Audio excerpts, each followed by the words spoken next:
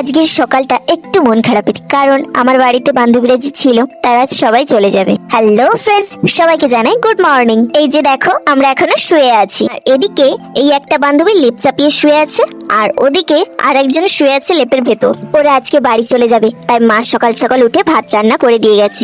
আমি সোজা এসে রান্নাঘরে ঢুকে বসে পড়লাম গরম গরম আলু মলতে। এদিকে দেখো, এখনো দুই বান্ধবী পড়ে পড়ে ঘুমাচ্ছে। ওদের জোর করে ডাকতে ওরা উঠলো। তারপর তিন বান্ধবী মিলে এখন করছি ব্রাশ। খুব খিদে পেয়েছে, ভাত খাবো। তারপর ওদের সবাইকে দিলাম গরম গরম ভাত, সাথে আলু মলা আর একটু আচার। শীতকালের সকালে গরম গরম ভাত আর আলু মলা সাথে একটু আচার কি যে ভালো লাগে কি বলবো।